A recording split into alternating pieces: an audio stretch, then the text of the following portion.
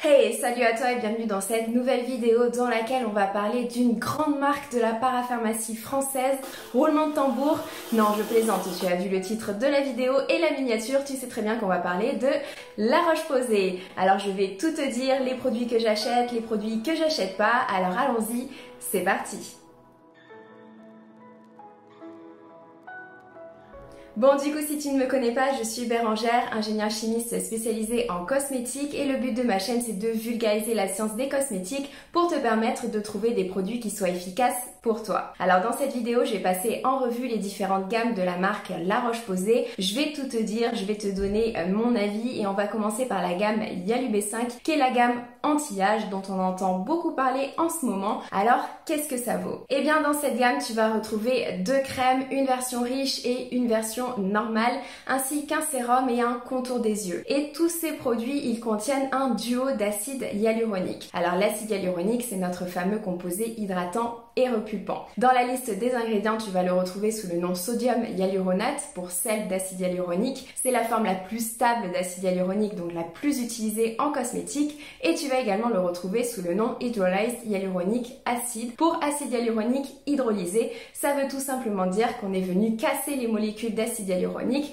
pour avoir des plus petites molécules pour qu'ils pénètrent mieux dans la peau. Ensuite, l'acide hyaluronique, il a été couplé avec du panthénol qui a un côté apaisant et c'est également un humectant. Il fonctionne de la même façon que l'acide hyaluronique, il va pouvoir attirer l'eau et donc avoir un côté hydratant. Le panthénol, on l'appelle également pro-vitamine B5, d'où le nom de la gamme Yalu B5. Concernant les crèmes, la principale différence, c'est que la version riche contient du beurre de karité et de l'huile d'abricot, donc elle est forcément plus riche et elle conviendra beaucoup mieux aux peaux sèches, tandis que la version normale est beaucoup plus légère et donc elle conviendra beaucoup plus aux peaux normales et aux peaux mixtes. Pour le contour des yeux, honnêtement, il est très bien formulé, il va être hydratant, il est assez riche puisqu'il contient du beurre de karité ainsi que des esters d'acide gras qui sont donc des émollients, ça permet d'adoucir la peau. Mais la fameuse question est, as-tu réellement besoin de ce contour des yeux?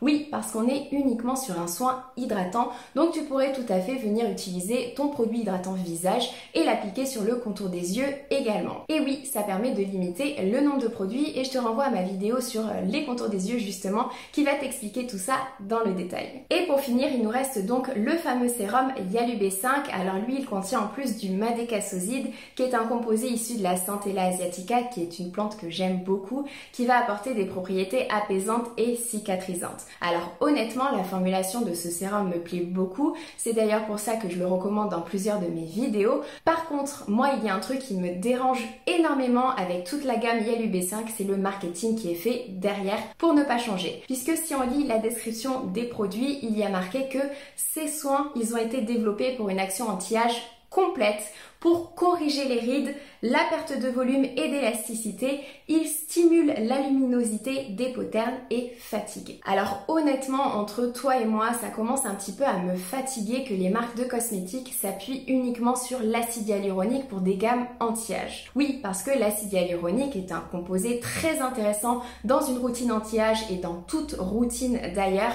puisque c'est un composé hydratant. Il va attirer l'eau des couches profondes de la peau vers les couches supérieures, ce qui va avoir pour effet d'hydrater et de repulper. Donc oui, il va pouvoir diminuer les finis. Mais je le mets dans la catégorie des hydratants et non des anti-âge, puisque l'acide hyaluronique ne va pas augmenter la production de collagène dans la peau ou alors de toute autre protéine. Qui plus est, j'aimerais bien savoir ce qui va apporter de la lumière au teint terne, donc ce qui va apporter de l'éclat, parce que je ne vois aucun ingrédient dans les formules qui va faire ça. Alors oui, bien évidemment, si tu as une peau déshydratée, et bien si tu utilises de l'acide hyaluronique, ça peut radicalement changer la texture, l'apparence et donc l'éclat de ta peau. Mais en aucun cas, l'acide hyaluronique est un ingrédient anti-teint terne. Donc cette gamme est super, mais pour moi, ce n'est pas une gamme anti-âge, on est beaucoup plus sur une gamme hydratante. Alors juste attention, dans le sérum, tu vas retrouver de l'alcool. Alors si tu me connais, tu sais très bien que c'est pas un ingrédient qui est rédhibitoire pour moi. J'en ai d'ailleurs fait une vidéo intégrale où je t'explique les bénéfices de l'utilisation de l'alcool en cosmétique.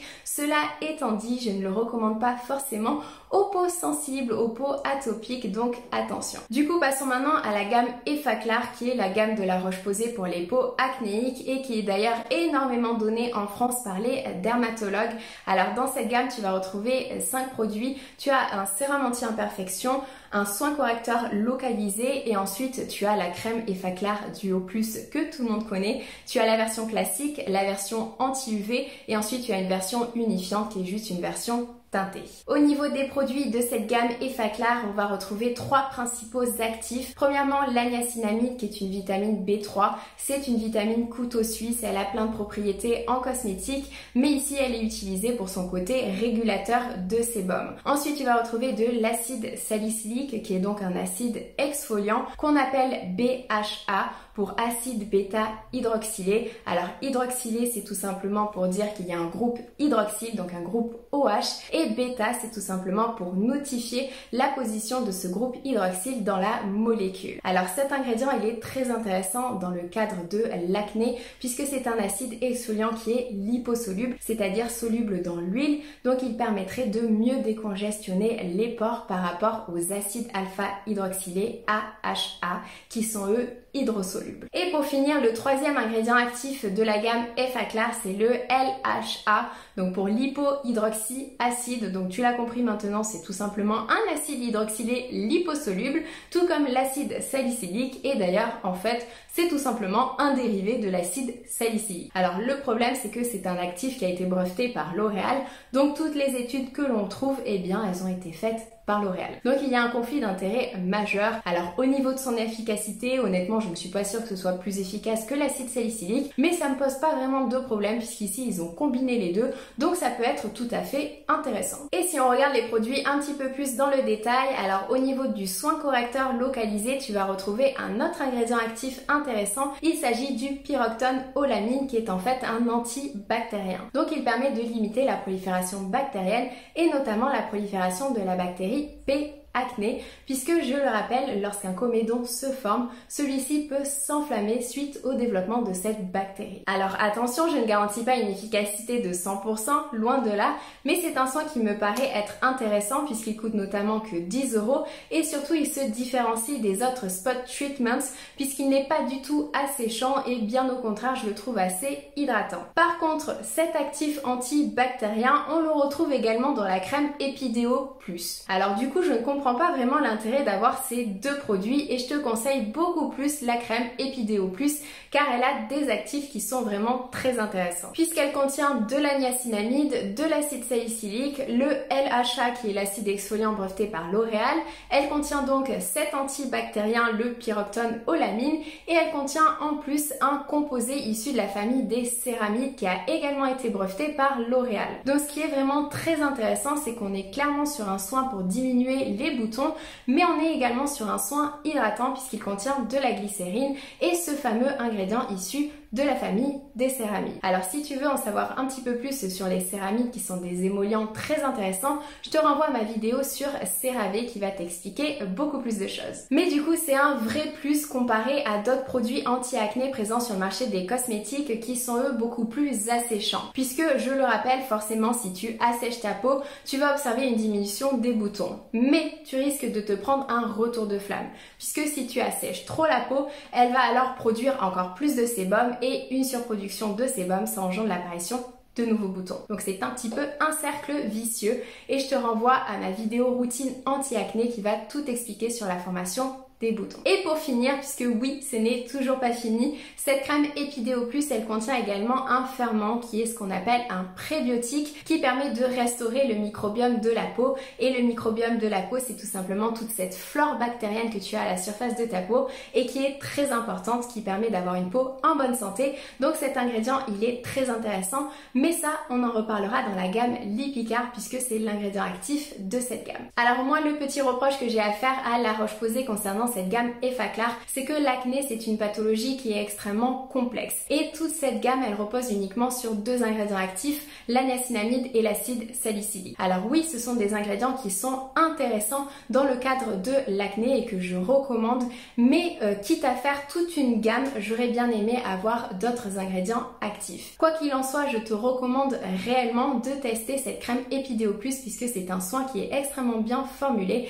et c'est d'ailleurs le meilleur produit selon moi de la gamme Effaclar. Et juste pour finir avec la gamme Effaclar, elle contient 3 autres produits que j'ai pas mentionnés juste avant puisque en fait ils ne contiennent pas ces ingrédients actifs. Tu vas retrouver le gel moussant, une eau micellaire ainsi qu'un masque séborégulateur. Alors concernant le gel moussant, je ne le recommande pas forcément puisque selon moi il sera trop asséchant pour beaucoup de personnes puisqu'il contient uniquement 2 tensioactifs dont un sulfate et puis il contient juste du zinc PCA pour purifier la peau, mais étant donné qu'on est sur un produit rincé, franchement je pense qu'il y a mieux comme gel nettoyant. Concernant l'eau micellaire, elle est un petit peu plus intéressante vu qu'elle contient aussi le zinc PCA et qu'on est sur un produit non rincé, donc pourquoi pas pour compléter ta routine, mais c'est vraiment pas un produit qui est indispensable. Et concernant le masque, c'est tout simplement un masque à l'argile, donc pourquoi pas 1 à 2 fois par semaine, mais honnêtement c'est pareil, ce n'est pas un produit qui est indispensable, ce n'est pas un produit qui est waouh. Passons du coup à la gamme Toleriane qui est la gamme pour les peaux sensibles et allergiques. Alors il y a pas mal de produits donc on va regarder tout ça.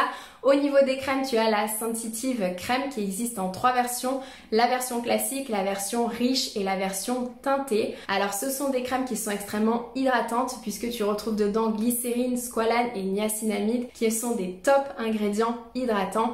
La différence entre la riche et la classique, c'est que sur la classique on est plutôt sur des céramides alors que la riche contient du beurre de karité. Donc choisis celle en fonction de ton type de peau, sachant que la riche forcément est beaucoup plus adaptée aux peaux sèches. Et en voyant ce genre de produit, moi il y a un truc qui me vient directement en tête, c'est que si tu utilises du rétinol, c'est ce genre de crème qu'il faut utiliser avec, puisque ces crèmes elles vont hydrater, elles vont apaiser et elles vont réparer la barrière cutanée, ce qui est très intéressant quand on utilise du rétinol puisque le rétinol peut avoir des effets secondaires qui sont asséchants, sensibilité, etc.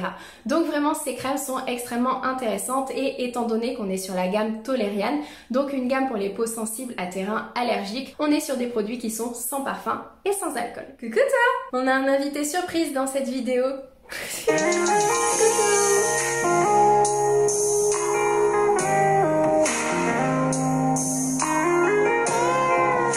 Bon, où j'en étais? Alors ensuite tu as les produits de la gamme Toleriane Ultra qui sont à différencier des autres produits puisque en fait ils contiennent en plus un peptide qui est l'acétyl-dipeptide 1-cétylester.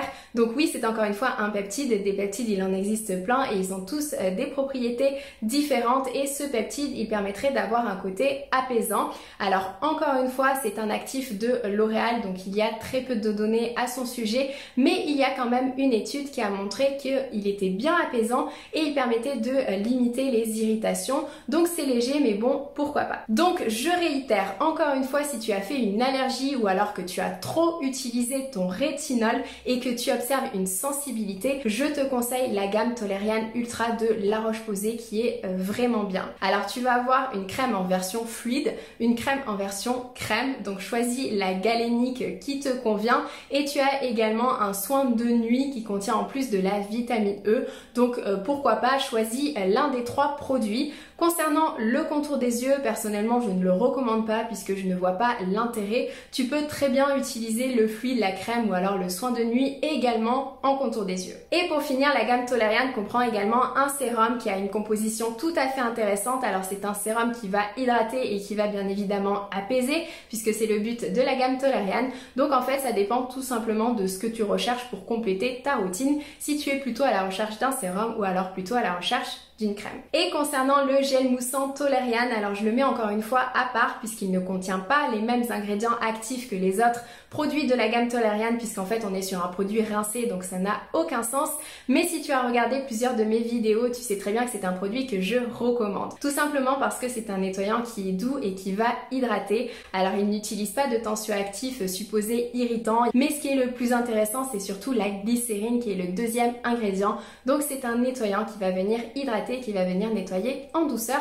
Donc personnellement, je le recommande à tous les types de peau. En conclusion, Toleriane, c'est vraiment une de mes gammes préférées de La Roche-Posay et je recommande absolument. Alors j'espère que ma vidéo, elle t'a plu. Si c'est le cas, n'hésite pas à mettre un j'aime pour me le faire savoir. Et puis pas d'inquiétude, je vais également préparer une deuxième vidéo dans laquelle je vais parler de la gamme Pure Vitamine C, aussi de la gamme Pigment Clair, de l'Ipicar, mais aussi des solaires ainsi que de Cicaplast. Donc pas d'inquiétude, c'est juste que ça faisait trop long pour une vidéo. Donc n'oublie pas de t'abonner à ma chaîne, surtout si tu ne veux pas la louper. Je te fais de gros bisous, je te dis à bientôt, ciao!